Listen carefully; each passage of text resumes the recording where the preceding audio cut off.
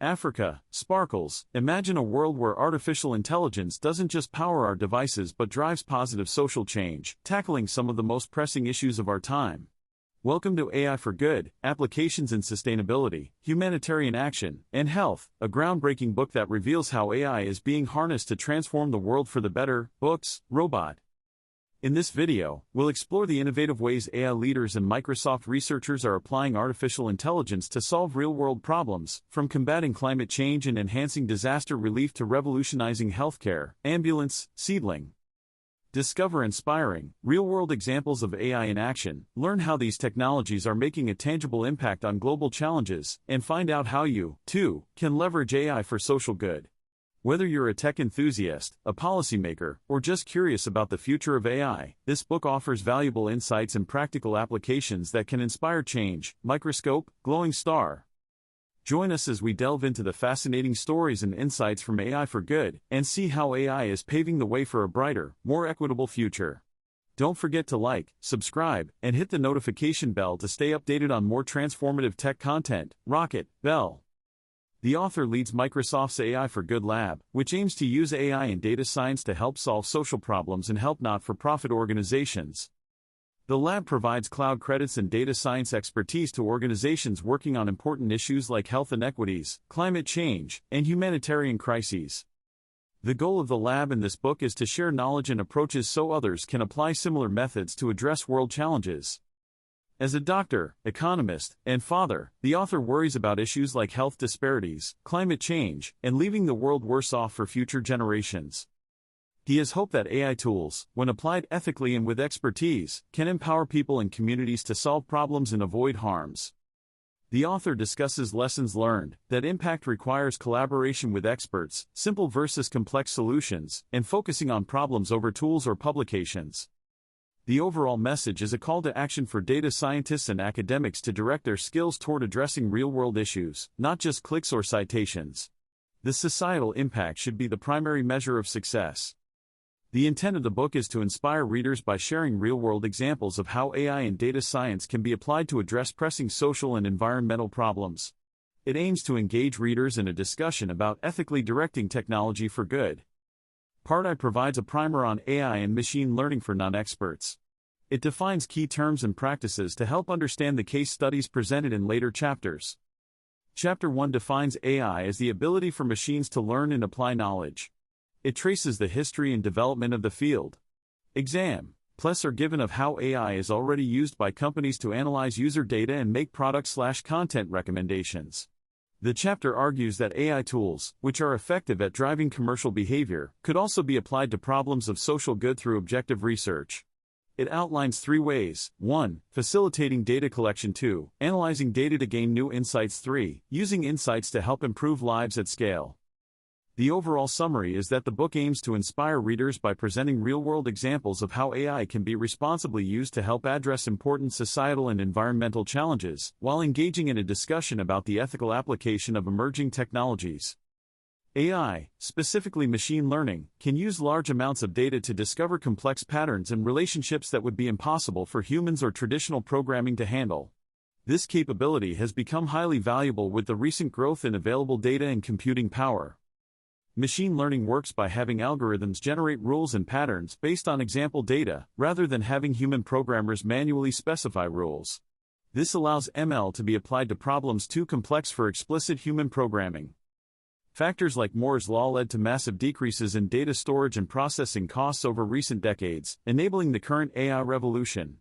Storing large datasets and running complex algorithms is now inexpensive.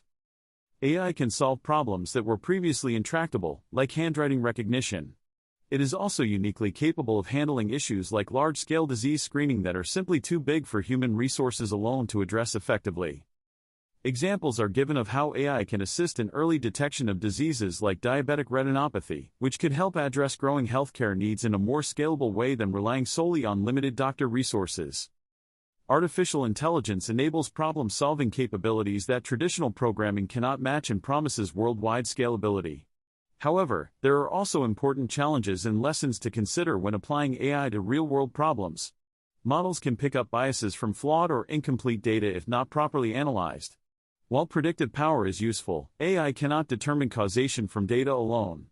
If historical data reflects past discrimination, algorithms may inadvertently discriminate as well. Models can also take shortcuts in learning or fail to generalize beyond the specific data they were trained on.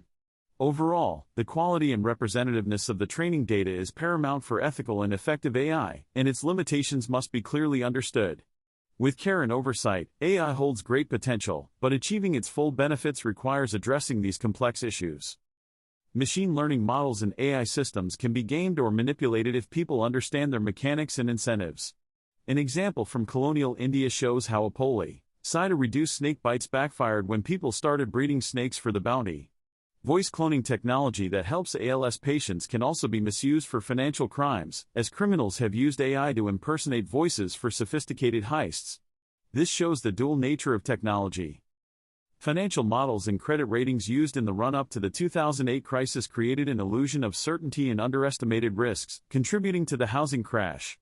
Over-reliance on models without understanding limitations can be dangerous. Collaborating with subject matter experts is crucial for using AI to solve complex problems. Data scientists alone may lack important domain knowledge, as shown by examples in COVID modeling and premature baby survival analysis. In summary, while AI has potential, its limitations must be acknowledged. Models can be gamed, data may be imperfect, and causality is difficult to determine without expert knowledge. Collaboration is key to responsibly applying AI for social good. Advanced AI models like GPT have sparked huge interest in AI among the general public and governments. Searches for AI increased 900% after models like GPT-3 were introduced. The capabilities of these large language models, especially their ability to generate human-like text, represent a major leap forward in AI and have started a new era of widespread AI development and adoption. However, these models are still limited in that they do not truly understand language or have consciousness. They rely on complex mathematical computations and pattern matching based on huge amounts of training data. A key limitation is an inability to distinguish fact from fiction or determine the truthfulness of information.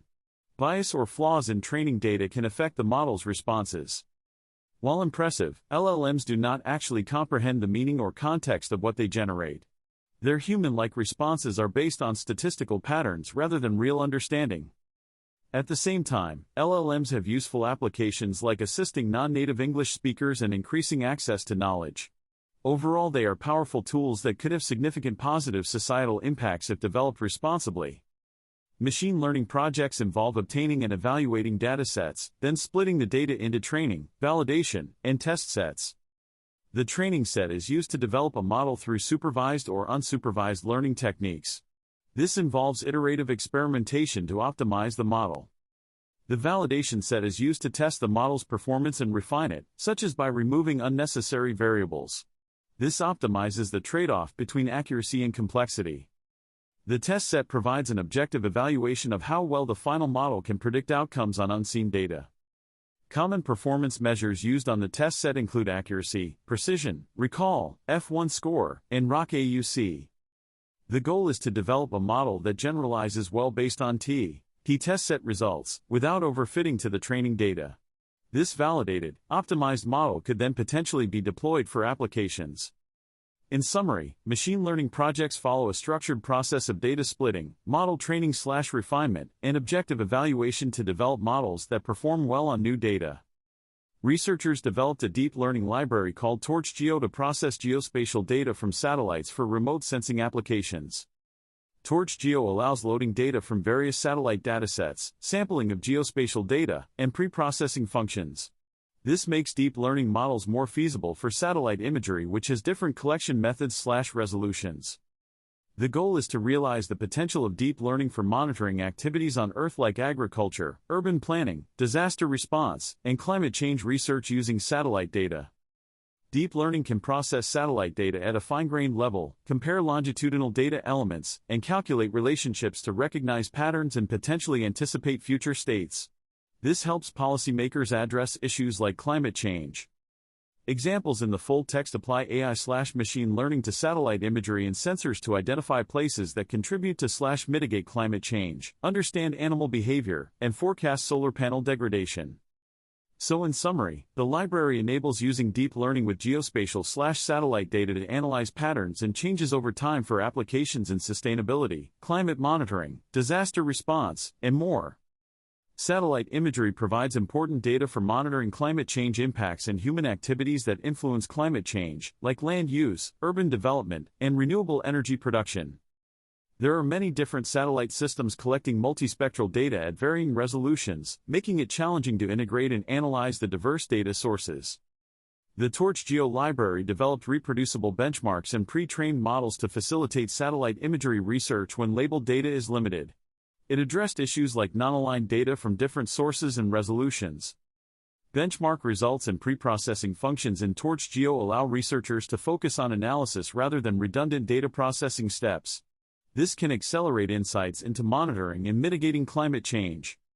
By streamlining data analysis, Torch Geo helps reduce unnecessary computation and its associated energy/climate impacts.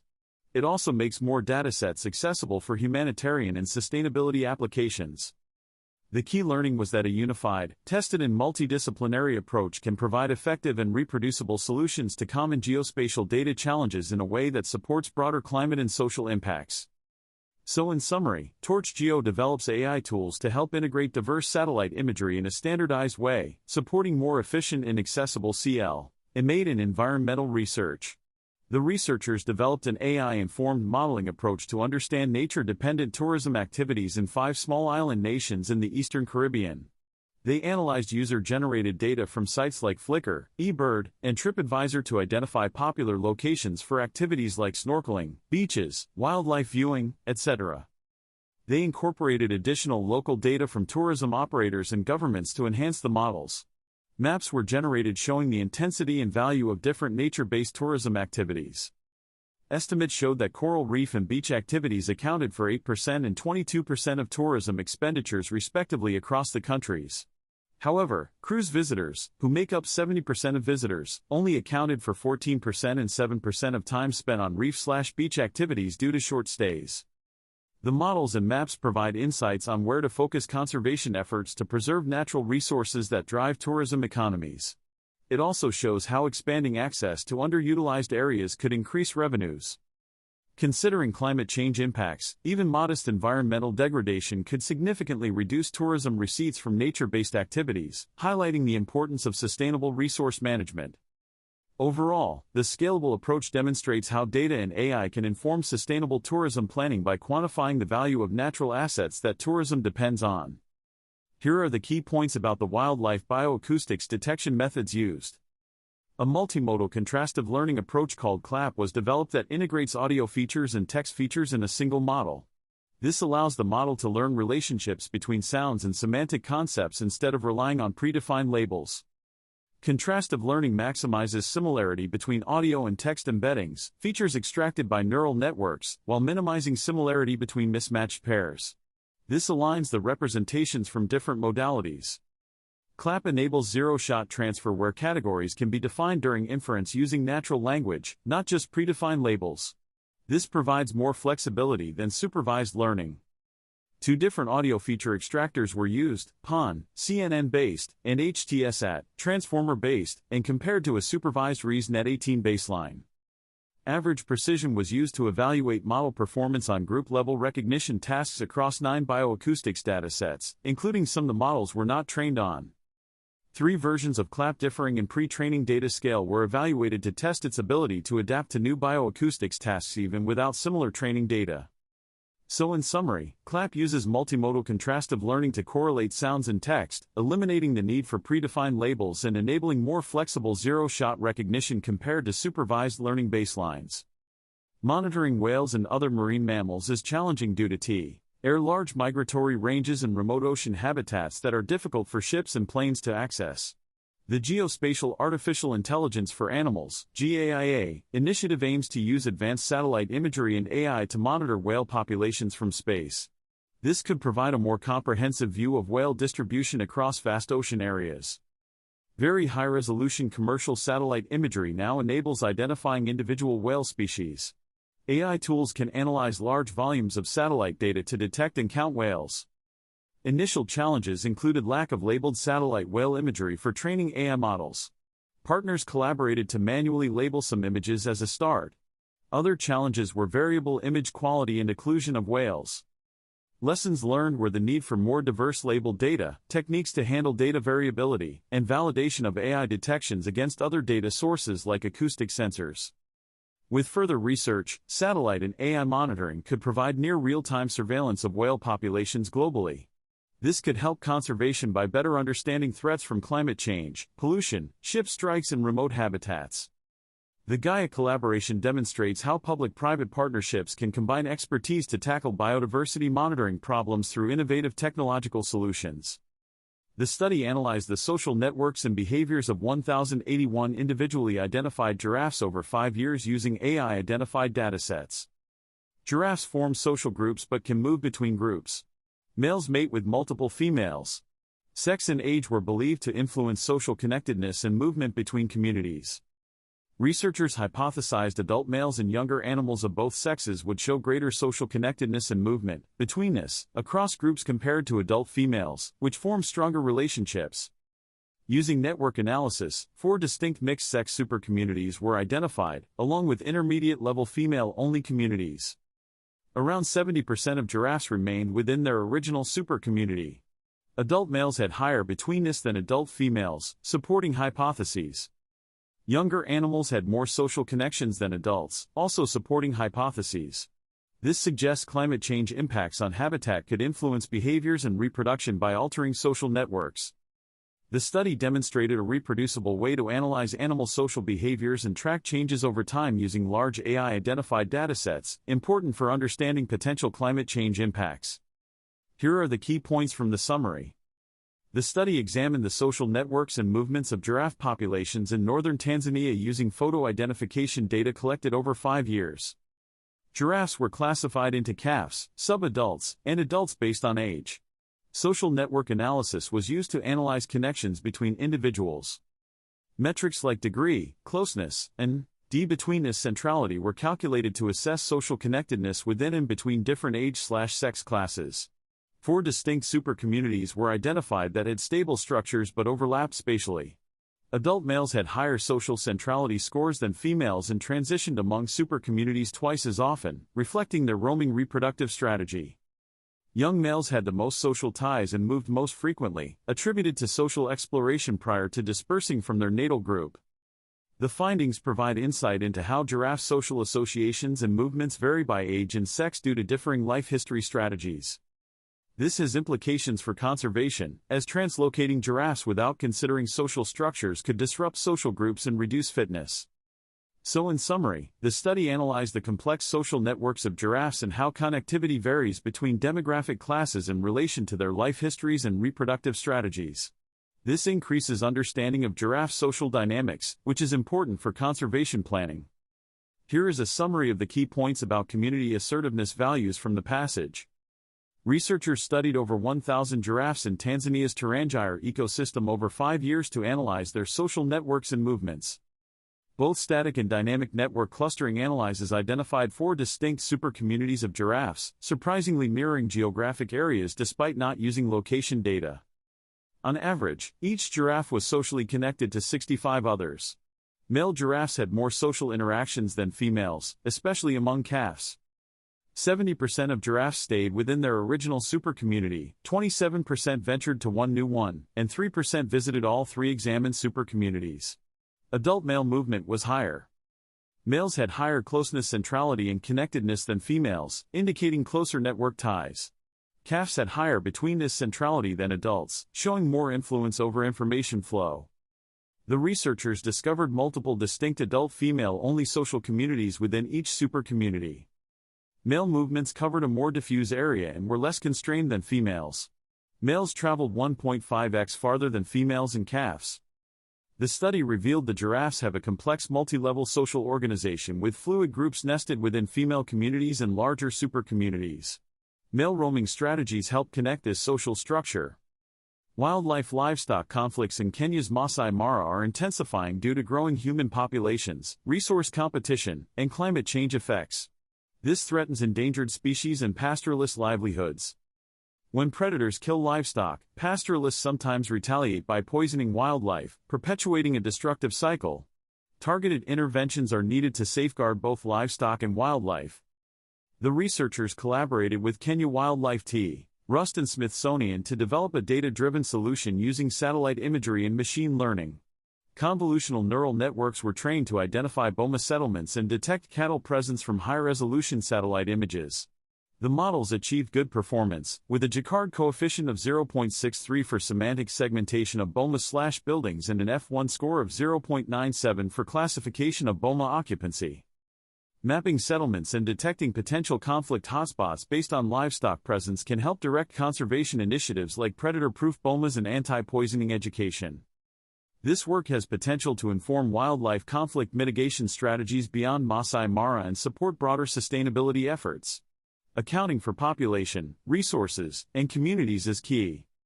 The researchers developed deep learning models to detect poultry CAFOs, concentrated animal feeding operations, from aerial imagery across the U.S. This addressed limitations of relying solely on self-reported census data, which is only every 5 years and may miss unreported farms. They trained a convolutional neural network model on labeled aerial imagery of the Delmarva Peninsula that identified poultry barns. This model was then applied more widely. To improve generalization, the model used data augmentation techniques like random rotation flipping of images. Temporal augmentation also allowed identifying new CAFOs and construction date estimates. A rule-based filter removed false positives from the model predictions. Validation compared predictions to a hand-labeled California dataset. The result was the first national open-source dataset of poultry CAFO locations, which can help regulators identify and prioritize farms for efficient monitoring of waste management practices and their environmental impacts. This supports efforts to curb agriculture's disproportionate contributions to climate change and water/air pollution.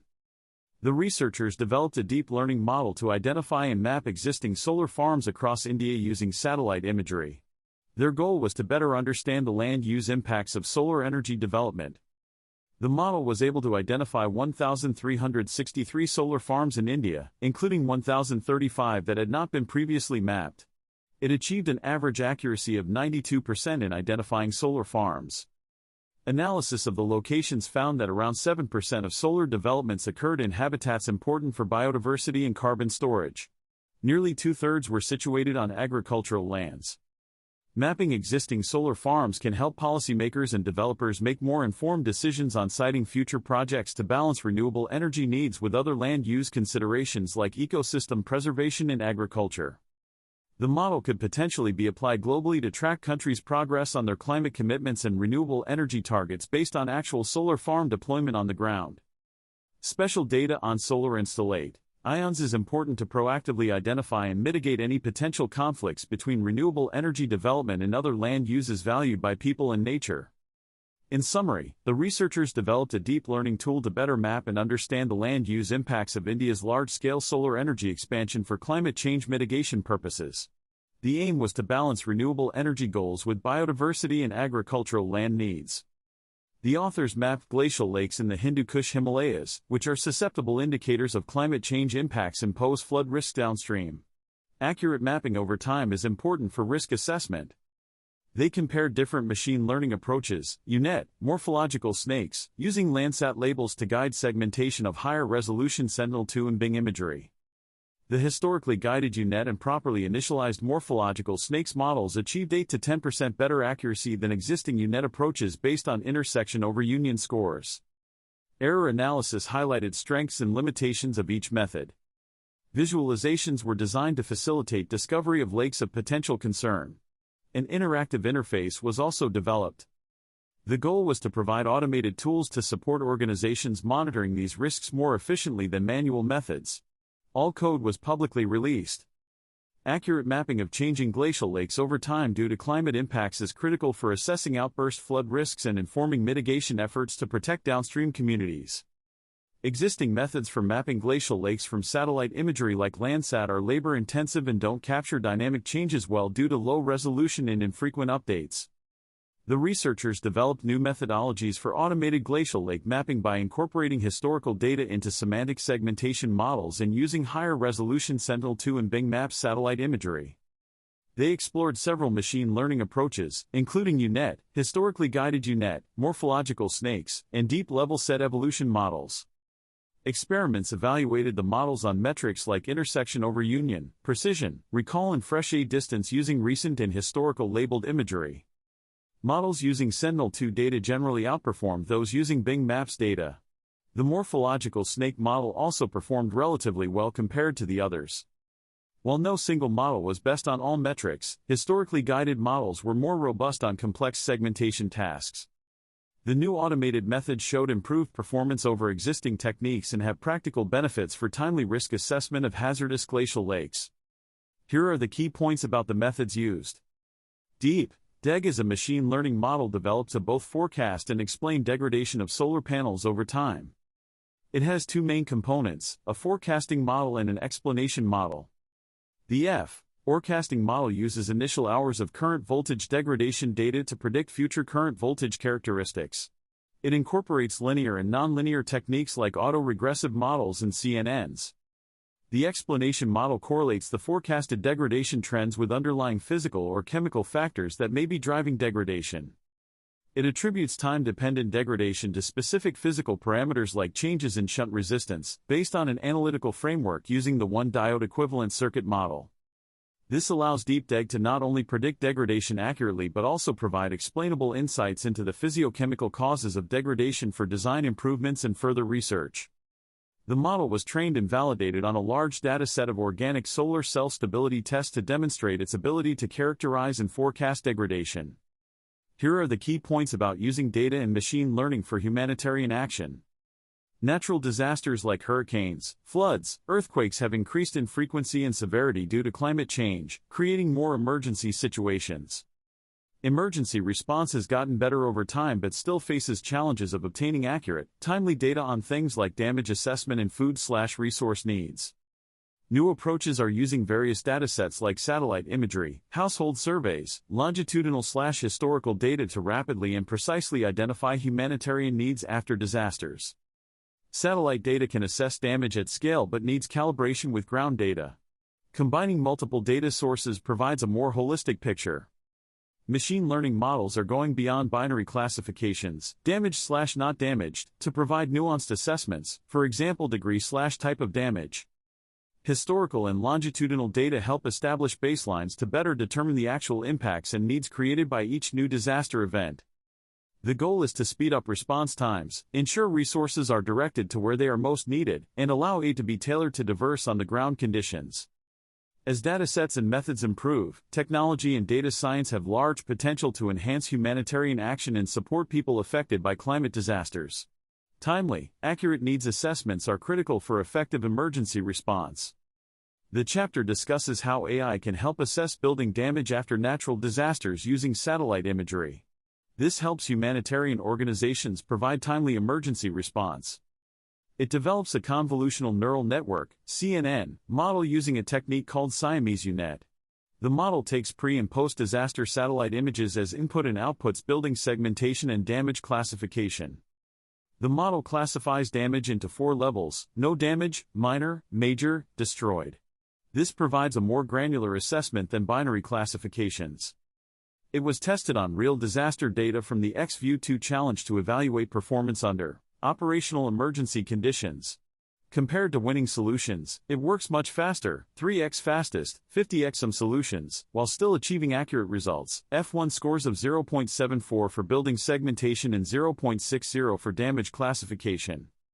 A web visualizer was also created to display imagery, building outlines and damage predictions to help emergency responders on the ground. The aim is to provide rapid damage assessment at scale to coordinate effective humanitarian aid after major natural disasters. The paper developed a convolutional neural network (CNN) model to analyze satellite imagery and identify damaged buildings after disasters, in order to help accelerate humanitarian emergency response. The model performed building segmentation to identify building locations and multi-class classification to rate damage level from 1 to 4. It was found to be very accurate for building segmentation, F1 score of 0.74, and outperformed the previous best model from the XView 2 challenge. The model was also 3 times faster than the fastest XView 2 model and over 50 times faster than the winning XView 2 model. With optimizations, it could process over 600 square kilometers per hour. A web-based visualizer was developed to display the segmentation and damage predictions overlaid on pre- and post-disaster imagery to facilitate response. Overall, the model provided a faster, more cost-effective solution for damage assessment using satellite imagery compared to previous methods, with the goal of improving disaster relief and resource allocation. Here are the key points from the summary. The study developed a machine learning model to classify dwelling types from satellite imagery in order to assess natural hazard risk at a granular, household level in India. A U-net-based neural network was trained to perform multi-class semantic segmentation of buildings and identify their types. A statistical risk scoring model was also developed using dwelling type classification and flood inundation data. The model showed good performance when validated with post-disaster ground truth data from natural hazard events in India. Having household-level risk indicators can help disaster response efforts target vulnerable areas and communities. The approach has potential for adaptation to other locations by training on local data to generate detailed risk models globally. Classifying dwelling roof types provides an indicator of structural integrity important for assessing vulnerability to floods, cyclones, earthquakes, etc. The study findings could help drive preemptive disaster preparedness and response by communities at risk. So in summary, the key importance is that the work developed a machine learning approach to granular natural hazard risk assessment, which has utility for better targeting disaster response and preparedness efforts. The team used AI and satellite imagery to assess earthquake damage to buildings in Turkey from February 2023. They partnered with Turkey's disaster management agency. They focused on 4 cities near the earthquake epicenter and estimated building damage using high-resolution satellite images from before and after the quake. An AI model was trained to identify buildings and classify damage levels by comparing pre/post images on a pixel level. Building footprints helped attribute damage estimates. Across the 4 cities, they identified 3,849 damaged buildings impacting an estimated 160,411 people. Kahramanmaraş was the most heavily affected, with 7.44% of its buildings damaged, potentially impacting 148,388 people, 24.3% of the city population. Rapid damage assessment via AI and satellites can help emergency response by providing near real-time, granular information on the scale and location of impacts following disasters. In summary, the team demonstrated how AI can be applied to satellite imagery to quickly assess building damage from natural disasters at a large scale, which aids emergency response efforts. Kahramanmaraş appeared to suffer the worst impacts from the earthquakes. The study used machine learning models to predict food insecurity at the community and household levels in near real time, using high-frequency household survey data collected through Sentinel sites in Malawi. Various machine learning models were compared, including neural networks, random forests, and convolutional neural networks. A random forest model performed best. Location and self-reported welfare were found to be the best predictors of food insecurity at the community level. When predicting household vulnerability, including a historical food insecurity score and 20 additional variables selected via explainability frameworks improved prediction accuracy. The combination of high-frequency local data and machine learning provides a way to identify vulnerable households and improve humanitarian food relief programs. Near real-time predictions can help efficiently target scarce resources. Existing food insecurity prediction systems often rely on geospatial and qualitative data and have mixed accuracy. This study showed machine learning on granular household data can potentially provide better predictions. The approach aims to aid policy and programming by forecasting food insecurity risks at finer scales of communities and individual households. The study used machine learning models to predict household food insecurity levels in rural areas based on survey data collected over time. The outcome variable was the Reduced Coping Strategies Index (RCI) score, which measures behaviors related to food insecurity. The data was split randomly into training and test sets to build and validate the models. Feature engineering was done to prepare the data. Random forest and logistic regression models were compared. Random forest consistently outperformed logistic regression across evaluation metrics. Key predictive features included past RCI scores, subjective well-being ratings, seasonal facto, RS, experienced shocks, and social assistance. Location was also important. The models could forecast RCI scores up to 4 months in the future, allowing for anticipatory humanitarian responses. Maps were generated to identify vulnerable households for targeted assistance.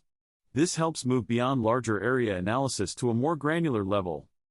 The study demonstrated the potential of machine learning and high-frequency survey data to predict food insecurity at the community/household level. The researchers collected a large dataset of banknote images called BanknoteNet to address the lack of comprehensive public datasets for training currency recognition models. It contains 24,826 images spanning 17 currencies and 112 denominations, approximating real-world conditions faced by visually impaired users. They used supervised contrastive learning to train an encoder model that learns compressed, regulation-compliant embeddings of the banknote images. These embeddings capture important features while protecting privacy. The trained encoder model and embeddings are shared publicly to enable training and testing specialized models for any currency, including those not covered in the original dataset. A Leave-One group-out validation scheme on the embeddings demonstrated their ability to pre-train models for new currencies. This helps democratize machine learning solutions for currency recognition in assistive technologies. The goal is to improve such technologies and thereby help visually impaired people engage in activities like commerce more independently through improved banknote recognition. The authors curated a broadband coverage dataset that reports broadband coverage percentages for zip codes in the United States, using broadband coverage estimates collected from Microsoft services. Differential privacy methods were applied to preserve the privacy of individual households while allowing publication of the aggregated zip code level estimates. The Laplace mechanism was used, adding random noise with an epsilon value of 0.1. An empirical methodology was developed to calculate error range estimates for the broadband coverage at each zip code. This provides transparency on the expected error introduced by differential privacy. Importantly, the authors show that calculating and publishing these error ranges does not induce any additional privacy loss beyond what is guaranteed by the differential privacy technique. Making this broadband coverage and error range data publicly available can help policymakers and organizations better understand gaps in connectivity and target resources.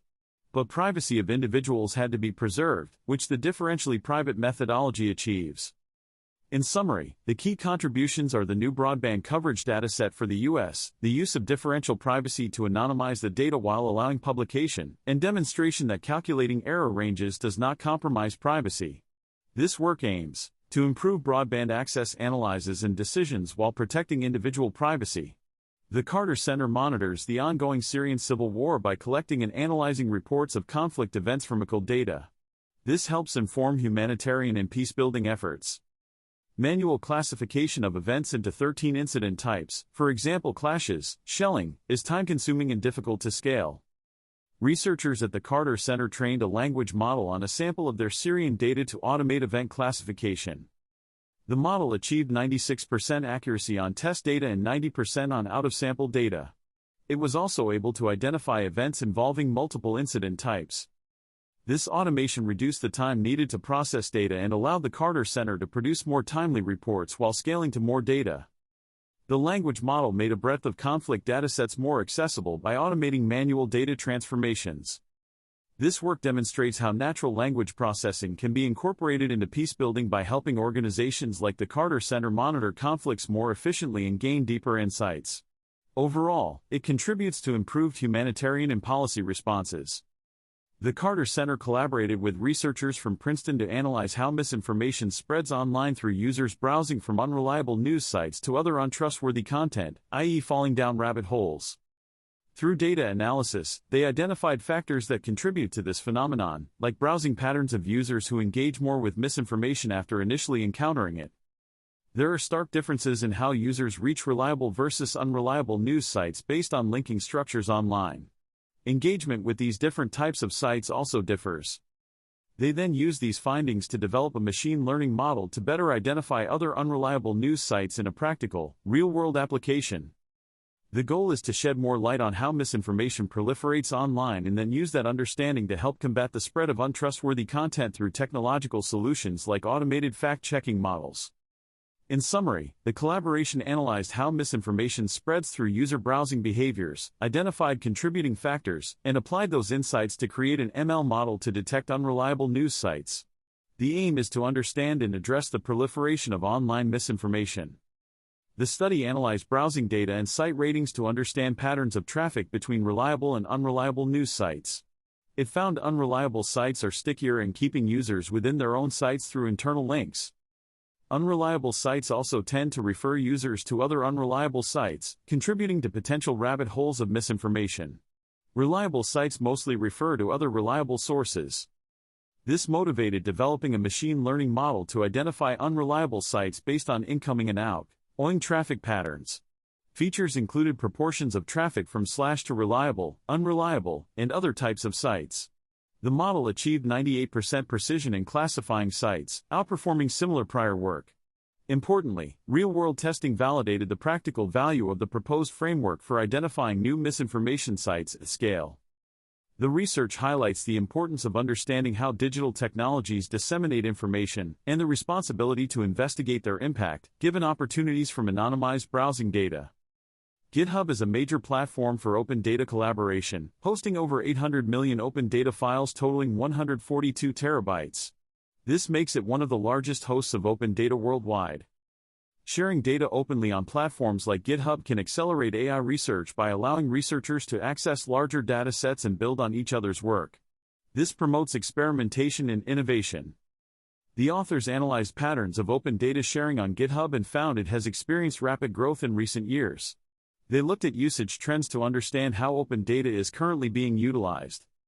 As an example, they openly shared 3 datasets they collected on GitHub to support their analysis. Releasing data openly can help improve its discoverability and reuse. By examining the open data landscape, the goal was to empower users to leverage existing open resources and contribute to advances in AI. AI has significant potential to help address societal challenges if developed responsibly using open approaches. Open data collaboration platforms like GitHub unlock this potential by facilitating data sharing between researchers and encouraging the development of new applications. This accelerates progress in using AI for good. The key message is that openly sharing more data will help advance AI innovation and its ability to create beneficial applications, so platforms like GitHub that encourage open data are important to support. GitHub is one of the largest open data platforms in the world, hosting over 11 million public data repositories containing over 800 million files. It plays an indispensable role in the open data ecosystem that supports AI development. Open data access on platforms like GitHub is critical for unleashing the power of AI by providing researchers with large and diverse datasets to train and improve AI models. Many important AI datasets are hosted on GitHub. An analysis of GitHub data files found the majority are in JSON and CSV formats, most have no clear license, and contributions have surged in recent years. The top contributors collectively posted over 40 million files. While GitHub has search functions, only a fraction of repositories and data can currently be found this way. Improving discoverability would help users and organizations leverage the available datasets. GitHub is a rich source of open data fueling AI advances, but the analysis had limitations like excluded file types and inability to fully validate every file's content. Further analysis could provide more insights into this important open data platform. In summary, the key findings relate to the scale of open data on GitHub, its importance for AI development, trends in file types and contributors, and opportunities to enhance discoverability of datasets. GitHub plays a major role in supporting open data and AI progress. Here are the key points about detecting middle ear disease using artificial intelligence from the summary. Middle ear infection is a major preventable cause of hearing loss in children, and can be detected via otoscopy, examination of the ear with a microscope. The researchers evaluated AI models developed using deep learning to identify normal versus abnormal eardrums from otoscopic images. They tested models on independent image datasets from Turkey, Chile and the US, to assess generalizability/external performance beyond the training data. Models showed high accuracy, AUC 0.95, when tested on the same dataset they were trained on, but lower accuracy, AUC 0.76, when tested on external/unseen data from different locations. Combining all datasets and using cross-validation yielded better pooled performance, AUC 0.96. More work is needed to improve the external generalizability of AI models for otoscopy, through techniques like data augmentation and preprocessing. Accurately detecting middle ear infection via AI-assisted otoscopy could help address the large burden of hearing loss, especially in children. This study evaluated the use of deep learning algorithms to classify otoscopic images as normal or abnormal. Over 1,800 images from 3 different cohorts were used to train and test models. 4 neural network architectures, ResNet 50, VNE 16, DenseNet 161, Vision Transformer, were evaluated. Models performed well when trained and tested on images from the same cohort, internal validation, achieving high accuracy, sensitivity, and specificity. However, models tended to perform worse when trained on one cohort and tested on another, external validation, indicating issues with generalizability. External validation accuracy decreased significantly, though AUC scores remained moderate. This suggests deep learning models for otoscopic images can accurately classify images from the same data source, but have limitations generalizing to new datasets with different characteristics. Factors like image quality, devices, ear conditions represented, and deep learning methods affected model performance. While promising, these algorithms require further refinement to be reliably applied in real-world clinical settings on varied patient populations. Leprosy remains a public health issue, infecting around 200,000 people annually worldwide, particularly in India, Brazil, Indonesia, and sub-Saharan Africa. Delayed diagnosis and treatment can lead to permanent nerve damage and disabilities. The researchers used artificial intelligence models to help diagnose leprosy and differentiate it from other conditions using photos of skin lesions, clinical symptoms and exam findings, and patient demographic data. 3 separate machine learning models were developed, one for the photos, one for clinical data, and one for demographic data. The outputs of these models were then combined into an integrated model. The photographic and clinical data models processed the image and symptom features to generate probability histograms of whether findings were consistent with leprosy. The integrated model combined the outputs of the individual models along with patient data to provide an overall prediction of whether a patient likely had leprosy or not. The combined model was then tested on a new group of unseen patients to validate its effectiveness in diagnosing leprosy in a real-world clinical setting.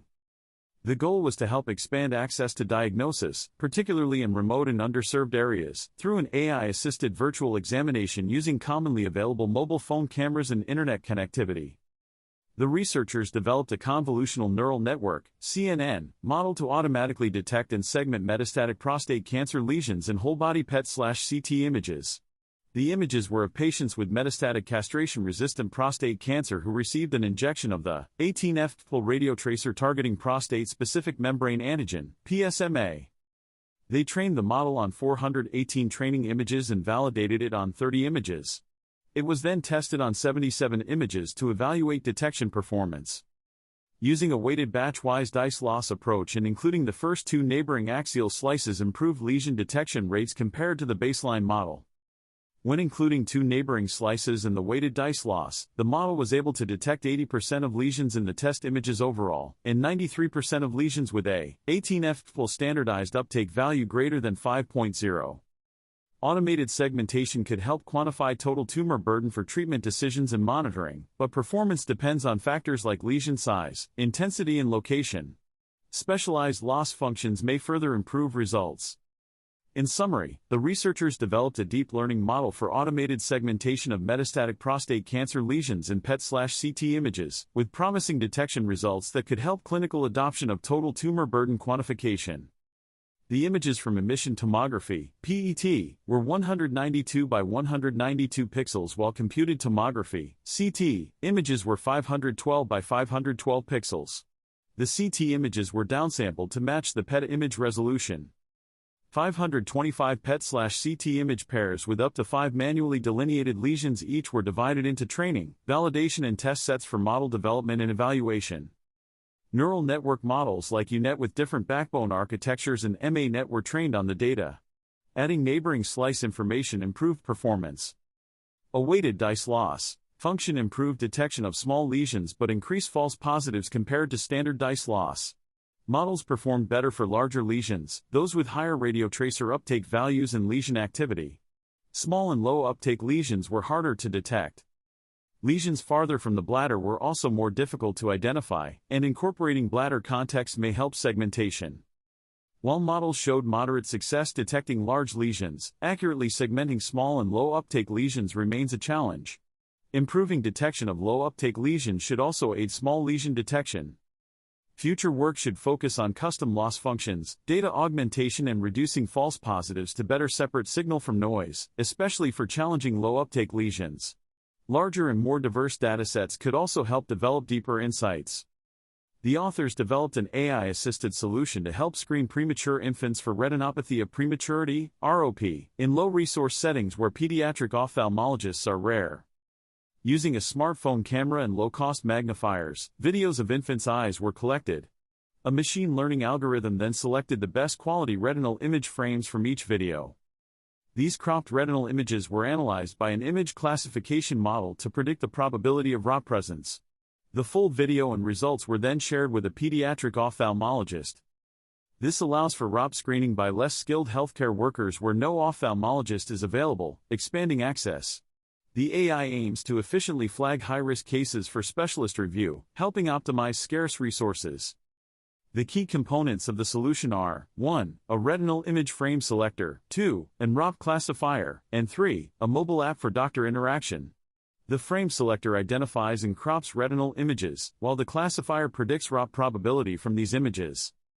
The goal was to develop a low-cost, accessible screening process using easily obtainable video inputs to help detect ROP earlier in underserved populations. This demonstrates how AI can assist diagnosis and treatment in low-resource settings. Researchers developed an AI-based mobile application to help screen infants for retinopathy of prematurity, ROP, in low-resource settings where ophthalmologists are scarce. The app allows trained personnel to collect retinal videos using smartphones, upload them, and get immediate feedback on image quality.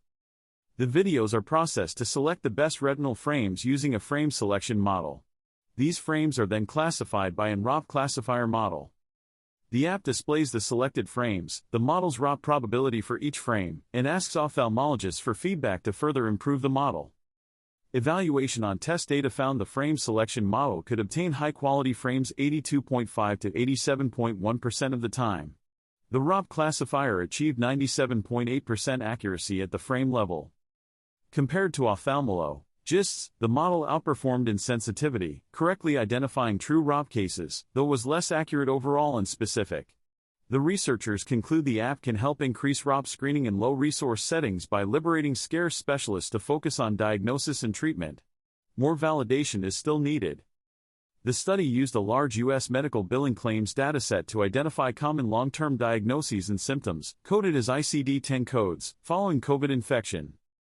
It used a self-controlled cohort designed to compare ICD-10 codes in a post-COVID period to a pre-COVID control period, focusing on codes that significantly increased after COVID. Logistic regression analyzed relationships between long-term effects and social/medical risk factors like age, gender, race, income, education level. Over 1.37 million COVID patients were analyzed. 36 ICD-10 codes in one code combination were significantly more common post-COVID. Age and gender were most commonly associated with long-term effects. Race impacted only other sepsis while income impacted only alopecia areata. Education impacted only maternal infectious diseases. So in summary, the study used claims data and statistical methods to identify specific long-term diagnoses after COVID and analyze their relationships with various risk factors. Here are the key findings from the study.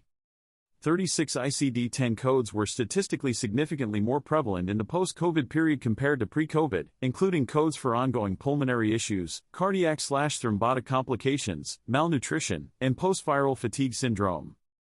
Many of these codes remained elevated in the third, fourth, and fifth months post-COVID diagnosis, though some like acute myocarditis and pneumothorax seemed to resolve over time. Older age was consistently associated with higher rates of long-term diagnoses, while gender was sometimes positively and sometimes negatively associated. Social determinants of health like race, education, income, etc. were generally not associated with higher rates of particular long-term diagnoses. The findings confirm issues seen in other studies like prolonged respiratory symptoms, malnutrition, and post-viral fatigue. They also show complications potentially from severe disease or hospitalization. Commonly reported symptoms in literature like headaches and sleep issues were not elevated in medical claims data, possibly due to under-recording in this data type. In summary, the study utilized a large cohort to identify several long-term health effects of COVID-19 captured through diagnostic codes, and found older age but not social determinants predict longer-term issues. Pancreatic cysts are common but difficult to manage, as not all require intervention and surgery risks are high. More accurate assessment of cyst type could improve outcomes. The study developed an AI model called an explainable boosting machine, EBM, to help classify pancreatic cysts and guide management decisions. Surgery, monitoring, discharge. The EBM used a two-step process, with one model using pre-biopsy data and a second incorporating cyst fluid analysis results. Compared to clinical guidelines and an existing MoCA model, the EBM showed promising results in more accurately assessing cyst type and potentially reducing unnecessary surgeries by 59% while improving surgical intervention accuracy by 7.5%. EBMs are well suited for clinical use as they can integrate complex data, provide explanations for predictions, and give calibrated probabilities to aid decision-making. The study demonstrates how AI may help address the complex challenge of pancreatic cyst management and optimize treatment outcomes and resource use. Here are the key points from the summary. Cigarette smoking causes millions of deaths globally each year, and existing public health interventions have modest success in helping people quit. Chatbots using natural language processing, NLP, are becoming common, allowing conversational interactions. However, their potential for smoking cessation compared to current approaches had not been examined. The study describes the 3-year process to develop a smoking cessation chatbot called QuitBot that can answer user-specific clinical questions about quitting smoking. QuitBot's conversational abilities were created by generating a training bank of 11,000 user questions and clinician answers on smoking cessation topics. The chatbot was then trained using an LLMs to understand questions and provide appropriate conversational responses. The goal was to create a more accessible and personalized intervention compared to existing standard public health approaches. In summary, the study developed an NLP-powered chatbot for smoking cessation to potentially improve engagement and success rates compared to current interventions through personalized conversational interactions. The key was generating a large training dataset to teach the chatbot how to discuss quitting smoking. Here is a summary of the methods used to develop the question answering (Q&A) capabilities of QuitBot. Developed a knowledge base of over 11,000 question-answer pairs about quitting smoking from sources like counseling transcripts, call center transcripts, and clinical materials. Questions covered topics like smoking cessation medications, vaping, health effects, motivation, triggers, barriers, cravings, relapse prevention, etc. Tested different NLP approaches, Azure Q&A, Parle AI, Dialog GPT, GPT-3, on the Q&A pairs and found Azure Q&A performed best for questions in the predefined library, while a fine-tuned GPT-3 did better on new questions. Recruited adults trying to quit smoking to provide feedback on early prototypes. They preferred structured conversations but said freeform chats needed more contextualization. Further fine-tuned the freeform chat using smoking context parameters in GPT-3 and GPT-3.5 to enhance comprehension of questions. Conducted a randomized, controlled trial comparing QuitBot to an existing texting program, finding QuitBot had higher engagement levels than typical clinician interventions. The goal was to build QuitBot's main Q&A feature to allow open-ended questions about quitting smoking and provide accurate, concise, professional non-repetitive answers. An iterative process involving different data sources and NLP models was used to develop this capability. The QuitBot was developed using transformer-based neural network models like Dialog GPT and GPT-3 to address smoking-related Q&A scenarios. Evaluation of different models found that fine-tuned GPT-3 query and Azure Q&A provided the best answers, but the answers could be repetitive. Additional training data was collected to improve model performance. User testing also provided feedback. The final QuitBot architecture combines Azure Q&A for structured questions matching its library, and fine-tuned GPT-3.5 Turbo for open-ended questions. A randomized controlled trial is currently testing the efficacy of QuitBot versus a text-based smoking cessation program, by examining smoking cessation outcomes at various follow-up periods for over 1,000 enrolled participants. So in summary, it describes the development and evaluation of different NLP models to power the QuitBot's Q&A capabilities, culminating in a combination of Azure Q&A and GPT-3.5, and an ongoing RCT to test its efficacy. The researchers developed a multi-step approach combining satellite imagery, census data, and household surveys to map and estimate populations in the Sahel region of Africa. This region is experiencing effects of climate change and humanitarian crises. Deep learning and model-based geostatistics were used to analyze satellite data on building density and estimate the number of people per building. Census and survey data on population were also incorporated. Preliminary findings indicated the population estimates produced with this method were accurate and the approach could be replicated in other regions. The human structure maps created were combined with environmental data to predict risk and migration patterns in Kenya. Analysis found people in Kenya are moving away from areas with higher heat, rainfall, and extreme heat days. Ecological niches were also highly predictive of malnutrition risk in Kenya. The method showed promise for addressing population estimates challenges and understanding impacts on sustainability, humanitarian issues, and health. Accurate population data is critical but difficult to obtain. Key learning was the importance of cross-institution collaboration and leveraging diverse expertise and data sources to solve global problems. The approach integrated satellite imagery, census data, surveys, and advanced analytics. Existing population maps are often outdated, coarse, or imprecise for practical use by governments and organizations. They fail to capture urbanization between census years or vulnerable groups like undocumented people or those experiencing homelessness.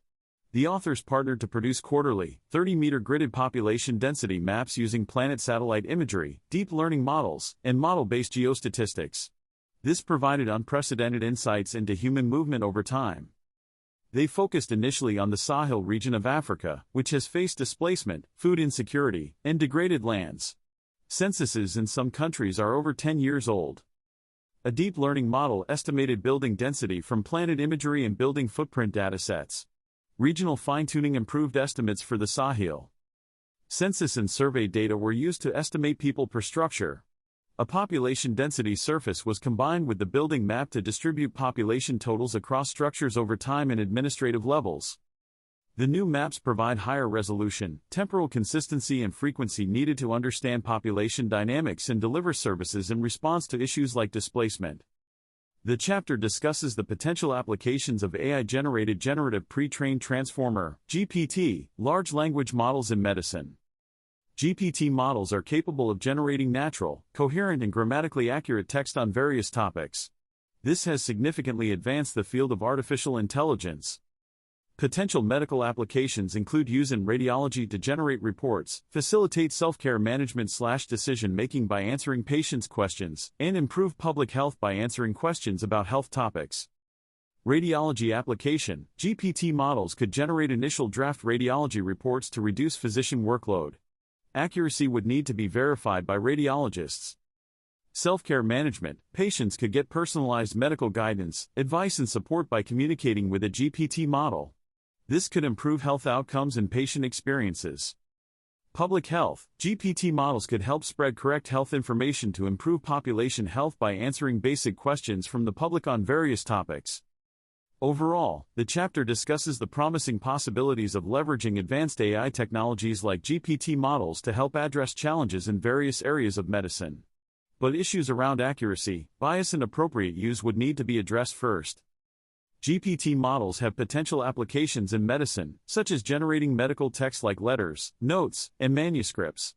They can also respond to patient queries about health conditions by providing information from medical literature. In radiology specifically, GPT models could help radiologists by identifying areas of scans that require attention and reducing the time spent reviewing normal exams. They could also generate more accessible reports for patients. Integrating multiple data types like images and text could speed up diagnoses.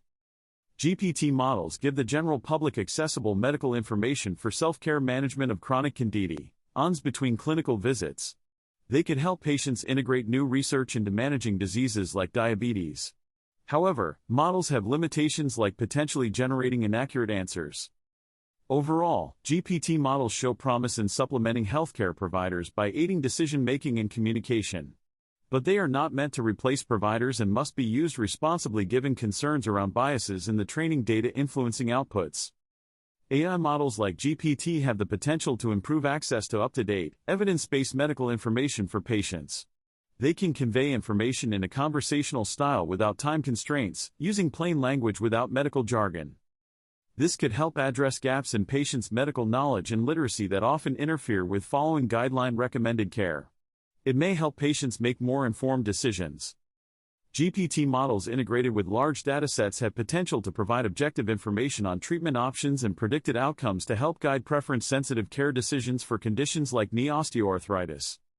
By empowering patients, this could improve experiences, outcomes, and reduce costs by avoiding unnecessary interventions and complications. AI also has significant potential to improve public health globally, especially in low-resource areas, by enhancing diagnosis, optimizing healthcare resources, and addressing social determinants of health. Examples include using AI to train community health workers and provide reliable medical information to the general public via mobile. Ensuring policymakers and community leaders guide AI development and application is critical for interventions to be effective and represent the public's priorities and needs. While still evolving, AI models can help fill gaps in access, diagnostics, and resource allocation to potentially improve health standards and outcomes worldwide. Overall, AI and GPT models show promise for augmenting clinical care, patient decision-making and empowerment, and population health if integrated thoughtfully with human guidance and oversight. More work is still needed, but the opportunity is significant. Effective communication between data scientists and partner organizations is crucial for the success of AI for good projects. Data scientists need to set realistic expectations about AI capabilities, share technical limitations, and have detailed discussions to properly scope projects. Data collection for AI 4G projects is often done by partner organizations for specific applications, rather than machine learning, so datasets may not be optimal. This requires adapting to existing data and considering things like label subjectivity, data quality, and spatial/temporal splits. Domain expertise from partners is important to incorporate into model development by selecting relevant data, features, modeling choices, and interpretation of results. Partners can also provide context on things like study designs.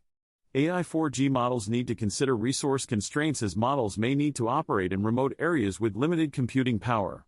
Being cost-effective is also important. The goal of AI 4G modeling is first achieving good performance for the application/domain, not pure novelty or state-of-the-art results like in some academic research. Developing interpretable models can also provide broader insights for partners. It is important to educate partner organizations about the limitations and opportunities of AI to set realistic expectations. Project scoping needs ongoing dialogue to develop practically useful solutions. Datasets may not be immediately useful for models, so metadata, collection processes, and privacy issues must be understood. Subjective labels require identifying early to avoid inconsistencies.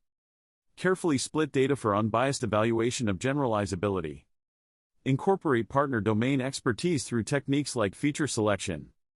Consider constraints like deployment when choosing modeling approaches.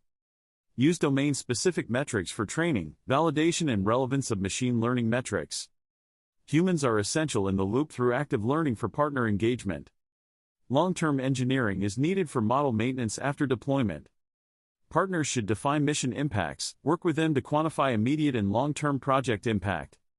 The key aspects are focusing on practical utility for partners through dialogue, understanding data limitations, incorporating domain expertise, considering real-world constraints, using appropriate evaluation, and ensuring humans remain engaged to maximize real-world impact. AI and satellite imagery provide powerful new tools to help monitor and manage planetary-scale risks like climate change, deforestation, and natural disasters. Daily high-resolution satellite imagery of the entire planet is now available from companies like Planet Labs.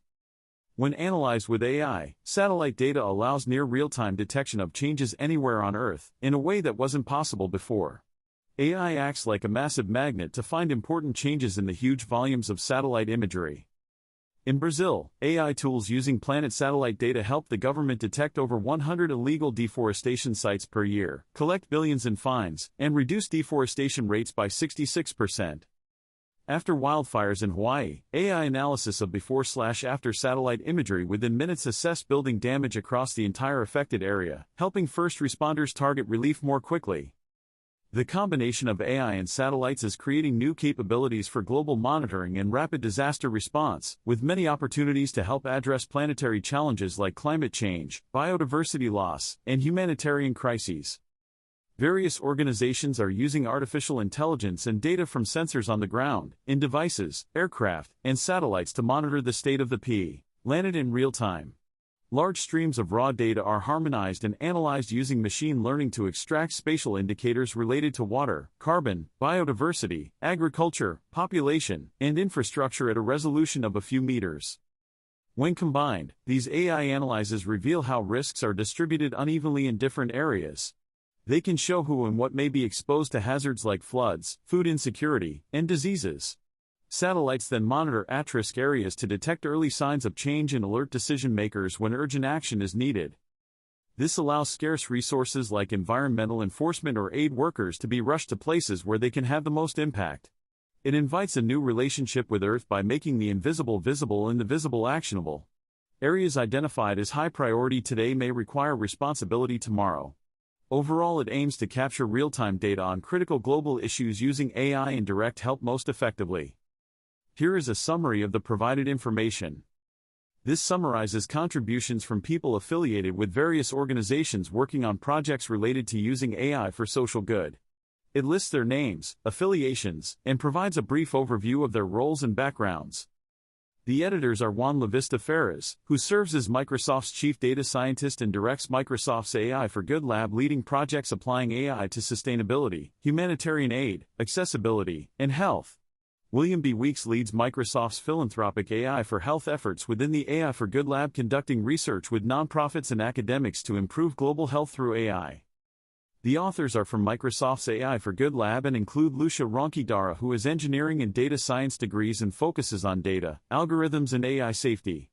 Additional contributors are thanked for supporting the book's production and collaborative efforts from the AI for Good lab team and other Microsoft groups and partners. In summary, it recognizes individuals from Microsoft and other organizations who are working on applications of AI to address social and humanitarian issues through the AI for Good lab and collaborations with academic and nonprofit partners. The profiles describe various applied data scientists and researchers working at Microsoft's AI for Good lab. They obtain degrees from top universities in fields like computer science, data science, engineering, mathematics, and the social sciences. At the AI for Good lab, they work on applying AI and machine learning techniques to address social challenges in areas such as environmental sustainability, humanitarian efforts, healthcare, education, and combating misinformation. Some specific projects mentioned include using computer vision for disaster response and infrastructure mapping, tracking misinformation online, and developing models to support biodiversity conservation. The researchers collaborate with other teams at Microsoft and external partners. They employ diverse methodologies including predictive analytics, deep learning, natural language processing, geospatial analysis, and more. The overall goal of their work is to harness data science and AI to create positive social impact and help solve important global issues. Here is a summary of the collaborators. In Ertz is head of the Novartis Foundation, an organization committed to improving health outcomes in low-income populations through data, digital technology, and AI. She has a medical degree and master's in public health and tropical medicine. She is passionate about using data and digital tools to enhance population health. Monica Bond is a wildlife biologist and co-founder of the Wild Nature Institute. She has a PhD in ecology from the University of Zurich. Her research focuses on population ecology, habitat selection, and social behavior in various wildlife species. She has published over 50 scientific papers and co-authored children's books about African wildlife. Jonathan Bricker is a professor of public health at Fred Hutchinson Cancer Research Center and University of Washington. He is a licensed clinical psychologist with a PhD from UW. His research group, Habit, develops and tests behavioral interventions for conditions like tobacco cessation and weight loss using technology.